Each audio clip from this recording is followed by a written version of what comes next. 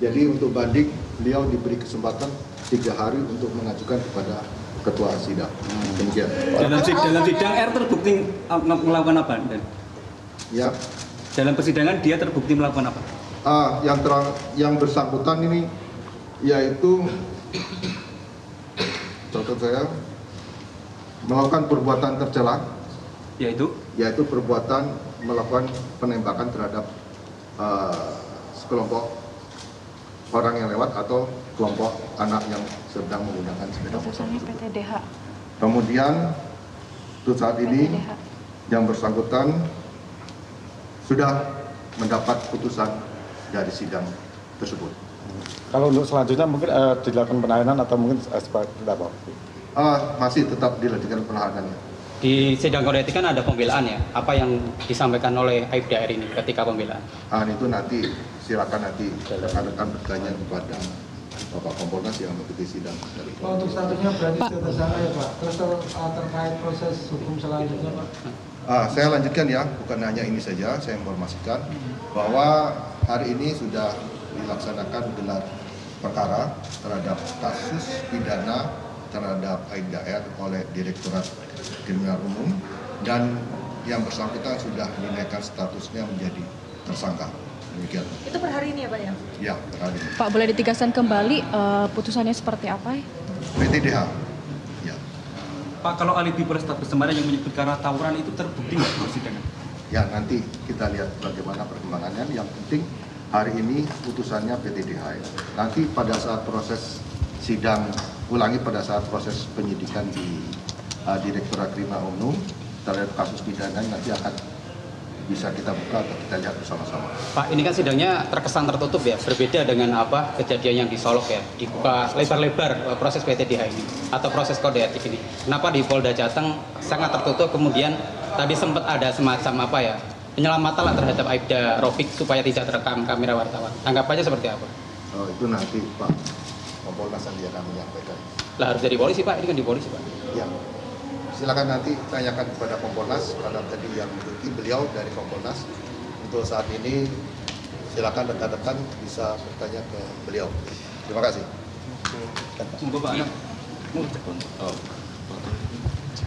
Ya, pertama-tama kami mengapresiasi Polda ya dengan sidang etiknya dan penetapan sebagai tersangka. Kami diundang, kami datang dan kami mengikuti prosesnya sejak awal sampai akhir. Kita pertegas lagi bahwa putusannya ada 3. 1 dinyatakan perbuatannya tercela, terus di Pitsus 14 hari, terus di PTDH. Itu putusannya tadi. Dan saya kira ini sesuai dengan harapan banyak orang. Gitu. Nah, lebih jauh lagi soal pidana sudah tersangka ya Pak ya? Sudah hari ini. Sudah tersangka hari ini juga penting gitu. Nah, 2 konteks ini sebenarnya mengajarkan pada kita bagaimana proses apapun yang terjadi yang dilakukan oleh anggota kepolisian ya memang bisa di-challenge gitu ya. Nah, challenge-nya sesuai dengan prosedur hukum, salah satunya adalah etik. Nah, kalau dia memang melanggar etik ya seperti putusan Aibda R ini PTDH gedenya. Nah, yang berikutnya kalau dia melanggar pidana ya jadi tersangka. Nah, hari ini juga diputusin sebagai tersangka. Oleh karenanya kami mengapresiasi putusan tersebut. Dan ayo kita sama-sama terus gitu ya menjaga prosesnya. Mungkin itu tambahan dari saya, Pak Supardi. Pertanyaan tadi Pak. Yang tertutup itu Pak, kita kesan kayak gitu itu kenapa Pak? Secara teknis sebenarnya memang ruangannya kecil. Ini secara teknis. Tadi teman-teman keluarga sebenarnya juga boleh masuk melihat prosesnya. Ya, khususnya bagaimana konstruksi peristiwanya, ya termasuk kesaksian, termasuk juga keputusan. Nah, saya kira yang paling penting adalah ujungnya. Ya, ujungnya apa? Ujungnya adalah satu mekanisme sidang etik yang putusannya maksimal. Yang berikutnya memang ada soal keterangan anak-anak, nanti bisa dijelaskan oleh Pak Supardi. Tapi saya kira dengan tadi ada masuk pendamping, ada masuk keluarga ya, sampai terakhir saya kira itu juga terbuka. Pak, apakah memang Aibda Robik ngasih tahu alasannya di sidang kenapa dia menembak anak-anak itu? Layaknya persidangan dia memang punya hak untuk melakukan pembelaan. Apa Pak isi pembelaannya? Ya, layaknya persidangan dia memang melakukan pembelaan sampai terakhir ketika dia mendapatkan putusan PTDH, putusan perbuatan tercela, dan 14 hari di Pitsus, dia juga mengajukan banding. Nah, apa argumentasinya dan sebagainya, ya saya kira biarkan pembelaan itu menjadi hak dia untuk menyampaikan. Tapi kan publik pengen tahu Pak pembelaannya dia apa? Iya, Kenapa tapi dia itu bisa menembak anak-anak? tapi itu haknya dia yang nggak bisa kita lampaui. Ya, yang pasti dia sudah menyampaikan pembelaannya dan Majelis Komisi Kode Etik menyatakan bahwa pembelaannya tidak sesuai dengan apa yang disampaikan secara faktual, baik di CCTV karena tadi juga ditunjukkan CCTV-nya maupun kesaksian anak-anak gitu ya. Sehingga Majelis Kode Etik menyatakan perbuatan itu adalah tercela, ya, kena Pitsus 14 hari dan PTDH. Saya kira apapun pembelaan dari saudara Aibda itu adalah hak dia, tapi Majelis Kode Etik memilih ya kesaksian-kesaksian yang ada di dalam sidang kode etik tadi, terutama dari anak-anak dan sebagainya. Pak, apakah keluarga menerima hasil putusan ini atau ada ingin mengajukan lagi? Saya kira ada keluarganya, bisa ditanya keluarganya karena kami tidak mewakili keluarga. Ketidaksesuaian antara pembelaan si Aibda R ini dengan hakim itu ya? Secara umum ya dimanapun yang namanya persidangan, orang juga punya hak untuk membela diri. Itu hak asasi manusia.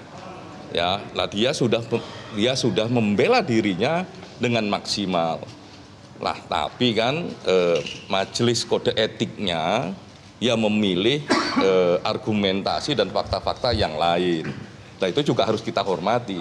Kompolnas juga tidak bisa intervensi itu. Kami cuma melihat, memastikan prosesnya dengan baik, ya swing arm principle dalam konteks independent of judiciary juga berjalan. Ya, haknya para korban menyampaikan faktanya, ya haknya terduga pelaku juga menyampaikan pembelaannya. Nah tadi kami juga lihat itu. Nah ujungnya adalah ternyata Majelis Kode Etik memilih untuk memutuskan bahwa ini perbuatan tercela, 14 hari Pitsus dan PTDH. Pak, ada perbedaan kronologi di peristiwa ini. Pertama disampaikan Kapolres habis membela diri segala macam. Bagaimana Kompolnas menanggapi? Tadi semua soal diungkap di persidangan, ya, termasuk juga kesaksian dari anak-anak, termasuk juga kesaksian dari atasan Aibda Robik juga. Ya, saya kira majelis hakim memilihnya adalah majelis komisi etiknya memilih bahwa itu perbuatan tercela, 14 hari Pitsus dan PTDH. Klaim dari Kapolres Tabes soal tawuran dan berbeda kronologi versi dari Kapolres sendiri itu terbukti nggak di putusan? Semua cerita soal peristiwa tadi, baik peristiwa yang ada di CCTV Alfamart maupun yang melatar belakanginya tadi juga diperiksa sama Majelis Kode Etik. Cerita versi mana Pak yang dijadikan alasan? Putusan dari Majelis Kode Etik mengatakan ini perbuatan yang menembak itu tercela, 14 hari Pitsus dan PTDH. Yang narasi soal tawuran itu terbukti apa? Yang dia melerai tawuran itu Pak terbukti tidak?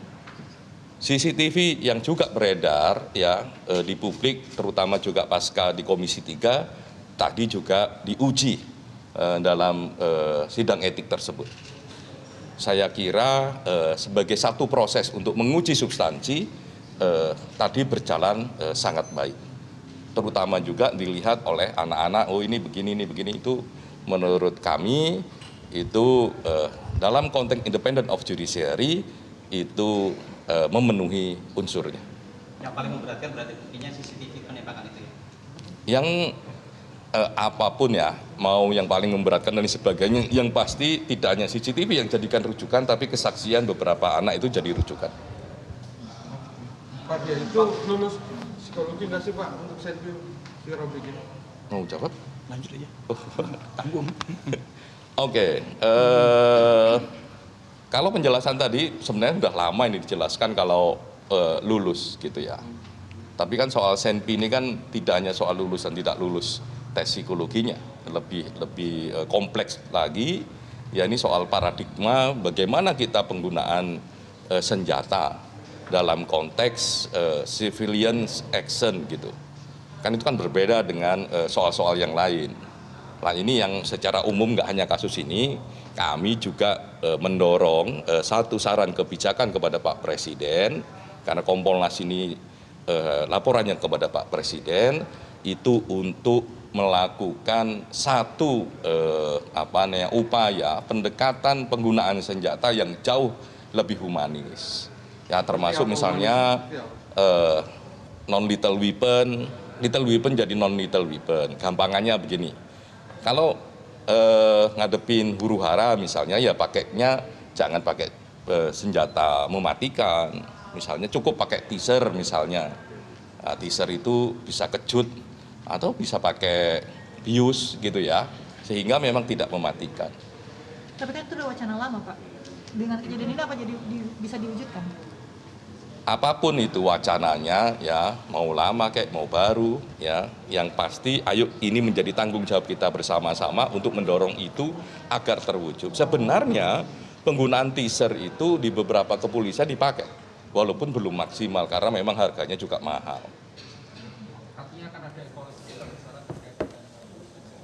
Meneruskan evaluasi bagaimana mendudukkan penggunaan senjata yang jauh lebih. Pemirsa, Anda menyaksikan Breaking News Metro TV. Sidang etik kasus penembakan Aibda Robik Zainuddin terhadap GOR atau Gama, siswa SMKN 4 Semarang sudah selesai digelar di Mapolda Jawa Tengah.